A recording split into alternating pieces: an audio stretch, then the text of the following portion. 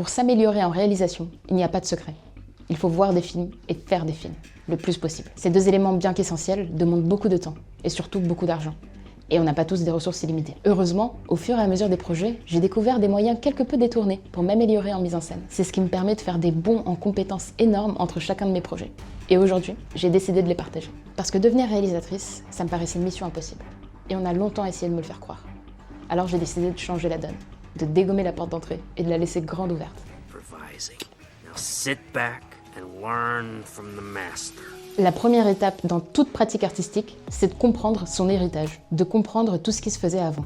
Et pour compléter le visionnage de films classiques et de films actuels, je vais vous partager toute une série d'idées pour vous améliorer en réalisation gratuitement. La première source de savoir, c'est les livres. J'ai dédié une vidéo entière à ce sujet, que vous pouvez retrouver là. Et en ce moment, je lis celui-ci. Petit ajout pour compléter la vidéo, on me l'a maintes et maintes fois recommandé. Comme vous voyez, je ne l'ai pas encore terminé, mais il est tellement passionnant que je suis obligée d'en parler dès maintenant. C'est le réalisateur de 12 hommes en colère qui s'est motivé à partager tout ce qu'il sait sur la fabrication d'un film, sur comment lui fabrique des films pour les générations futures. Donc franchement, ça vaut le coup. Ça vaut le détour. Une deuxième source de savoir immense, c'est les magazines. On va retrouver des compilations d'interviews en fait de cinéastes actuels et des analyses, que ce soit des films classiques ou des films contemporains. Pour citer quelques exemples, il y a les Cahiers du cinéma, Positif, La 7e Obsession, L'Avant-scène, Première, etc., etc. La troisième source de savoir majeure des cinéphiles à part les films, c'est les making-of qu'on retrouvait dans les DVD à l'ancienne. Ça vaut le coup de checker les DVD que vous avez chez vous. Souvent, ça se présente comme ça. Le DVD 1, c'est le film, organisé en chapitres. Et le DVD 2, c'est le making-of ou les petits bonus par rapport au film. Et sinon, avec un billet de 5 ou 10 euros, chez n'importe quel Gilbert Joseph, OCD, ou même un Emmaüs, une ressourcerie ou une brocante, vous pouvez repartir avec des tonnes de DVD. Ces premières ressources que je vous ai données, elles sont payantes, mais ça peut se prêter ou même se trouver chez quelqu'un de sa famille ou dans une brocante, comme je disais, pour pas cher. Il y a aussi les marketplaces ou les applis comme Give, où les gens font des dons, donc à ce moment-là, c'est gratuit quoi. Ninja, il va faire une bêtise. Ouh là là, il va sauter sur la caméra lui. Ouh là là là là là. Je disais, j'ai quand même voulu les mettre ici parce que le cinéma, c'est un art de la débrouille. Mais contrairement à ce qu'on pourrait croire, ce n'est pas un art solitaire. I thought you might need these. They were handed down to me from my mentor. Bien s'entourer, c'est primordial dans ce milieu, parce qu'on n'avance pas tout seul.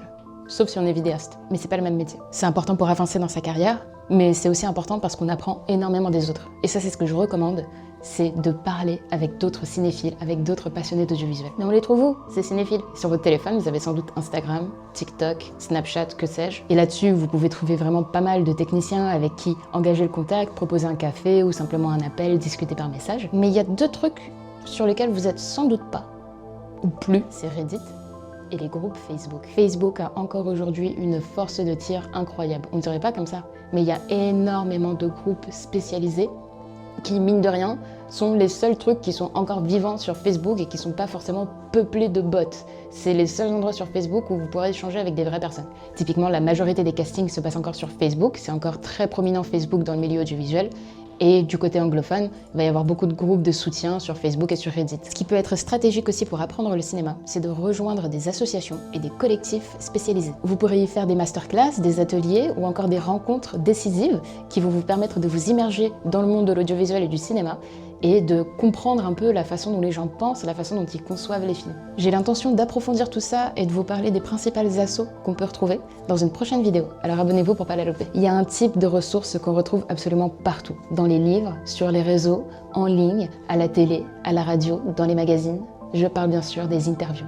Ça, c'est hyper formateur. Et c'est vrai que c'est génial d'avoir accès à ça. Surtout de nos jours, de manière aussi accessible.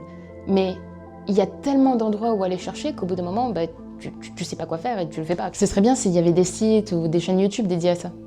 Et cherchez pas plus loin que sur Spotify, avec 507 heures par exemple, ou Indie Film Hustle, ou encore sur YouTube, sur les chaînes de Combini, Allociné et Film Courage, ou encore en tapant le nom d'un réal plus interview dans la barre de recherche, tout simplement. Apprendre des plus grands, c'est essentiel pour consolider son art. Mais s'il était temps d'aller les chercher directement, d'aller toquer à leur porte. Bon, peut-être pas aller chez eux, je retire ce que j'ai dit, mais juste aller les voir, quoi. Where does he think he's going? When you gotta go, you gotta go. Les avant-premières, c'est des moments pépites pour comprendre comment les films sont faits, parce qu'en fait, tu es en présence de l'équipe.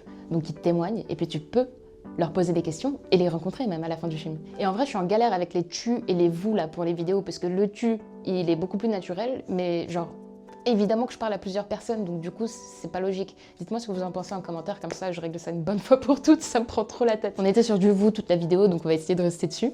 Si vous avez la carte UGC, et admettons que vous l'avez déjà rentabilisée en ayant été regarder vos 2-3 séances du mois. Comme par hasard, il y a une petite avant-première là qui pourrait se faufiler en tant que 4e ou 5e séance. Et du coup, ce serait techniquement gratuit.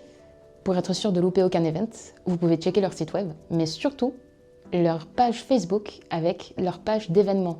Ça, je vous dis, Facebook, c'est encore c'est d'actualité, hein. Mais il y a un truc qui est encore mieux que les avant-premières, c'est les masterclass. Là, les réals, ils vont avoir vraiment beaucoup plus de temps pour exposer leurs idées et on va avoir beaucoup plus de temps pour leur poser des questions aussi. Mais les masterclass, pour les trouver, c'est un petit peu plus aléatoire. Il peut y en avoir dans les salles de cinéma, il peut y en avoir, je sais pas, dans des universités, mais aussi à la Cinémathèque. Donc en regardant sur leur site web, vous pouvez retrouver tous les événements qu'ils ont prévus pour la saison. Il y a une association en particulier sur Paris, en tout cas de ce que je connais, qui organise des masterclass 100% gratuites, où ils vont ramener par exemple un directeur de casting ou encore un chef opérateur. L'association s'appelle Div+, je vous mets ça en description. Et si vous en connaissez d'autres qui organisent des événements dans le genre, mettez-les en commentaire aussi, comme ça pareil, on peut faire vraiment une grosse ressource pour tout le monde, quoi, et chacun pourrait partager ses conseils, enfin, c'est vraiment aussi le but de cette chaîne. Même si s'impliquer activement c'est essentiel pour apprendre, on peut pas être partout à la fois, et puis ça demande souvent un petit budget d'adhésion quand même. Et j'en parlais un petit peu plus tôt, mais aujourd'hui on a un avantage par rapport aux générations d'avant, dont on pourrait carrément tirer profit. Maybe I can Google it. Les masterclass dont je viens de vous parler, ça peut aussi très facilement, voire même plus facilement, se trouver en ligne. Malheureusement, on ne peut pas parler à l'interlocuteur, donc ça c'est vraiment le défaut. Des sites qui regroupent des masterclass sur le cinéma, j'en connais 2. Il y a Hors-Champ et tout simplement masterclass.com. Ça c'est payant, c'est 120 € par an et je l'ai pris en solde de fin d'année à moins 50%. Et en fait, j'ai 3 guest passes que je peux partager pour les 3 premières personnes qui viennent m'envoyer un MP à ce sujet sur Instagram. Donc si vous voulez un essai gratuit, mettez-le en commentaire ou envoyez-moi un MP. Et s'il y a beaucoup de messages, peut-être que je pourrais essayer de mettre en place un partenariat pour vous permettre d'y accéder à l'avenir. Pour la petite anecdote, la première avec laquelle j'ai commencé, c'est la masterclass de Scorsese. Un truc que beaucoup de professionnels font beaucoup aussi, c'est lire des scénarios. Pour moi, la ressource majeure et gratuite, c'est thescriptlab.com.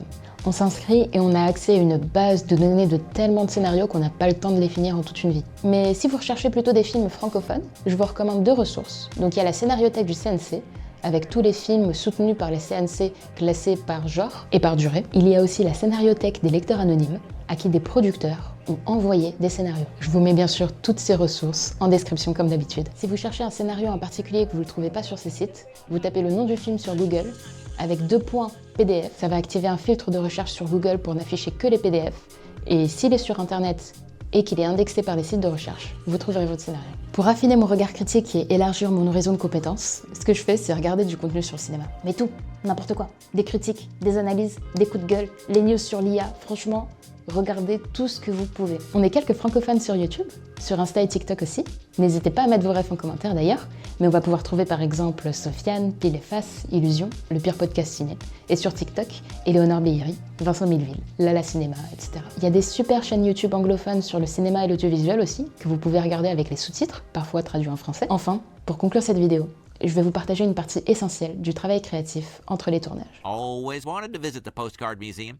Thank you. My pleasure. Faire de la veille artistique, c'est constamment se nourrir de différentes formes d'art, de différentes formes d'expérience humaine. Ça permet d'enrichir sa sensibilité, mais aussi de façonner son appréhension et sa compréhension du monde. C'est-à-dire comment on l'appréhende et comment on le comprend, pour mieux en transmettre une vision. Donc je vais vous partager quelques manières de faire sa veille artistique autrement, comme on disait, qu'en regardant des films. La première, c'est la technique de la flemme. C'est rester chez soi et traîner sur Pinterest pour n'importe quelle raison, pour aller chercher de l'inspiration ou juste aller regarder les différentes choses qui se font en ce moment. J'ai encore un compte sur Tumblr aussi, un vestige des années 2010. Ceux qui voient pas, c'est un mélange entre Skyblog et Pinterest, mais en anonyme et en un peu plus edgy aussi. Je suis aussi abonnée à quelques newsletters qui me dropent directement de l'inspiration dans ma boîte mail chaque semaine. Peut-être que je pourrais faire une vidéo à ce sujet si ça vous intéresse. La dernière technique de la flemme, c'est de consommer des œuvres de fiction. Ça peut être des romans, mais aussi des mangas ou des jeux vidéo. La deuxième méthode pour faire sa veille artistique, c'est de se bouger le cul. C'est de sortir de chez soi, c'est d'aller voyager. Même si c'est juste pour aller, je sais pas, quelque part en Ile-de-France en prenant le RER, t'es déjà dépaysé si tu vas à la campagne quand tu vas à Paris. Et bien sûr, aller dans des musées, aller voir des expositions et s'immerger dans l'histoire de l'art, connaître, apprendre l'histoire de l'art, c'est essentiel parce que c'est là où on va aller puiser notre inspiration pour faire nos films plus tard. Petit à petit, on entraîne son cerveau à créer inconsciemment des liens, des connexions entre des éléments essentiels ou parfois complètement inédits. Et ça permet de rendre ces mises en scène crédibles et impactantes. Voilà tous mes conseils pour s'améliorer en réalisation gratuitement ou avec un tout petit budget. N'oubliez pas de checker la description pour retrouver tous les sites que j'ai mentionnés aujourd'hui et d'autres ressources. Vous pouvez aussi mettre en commentaire vos propres conseils pour qu'on puisse s'entraider à évoluer chacun. Et on se retrouve dans la prochaine vidéo qui s'affiche à l'écran.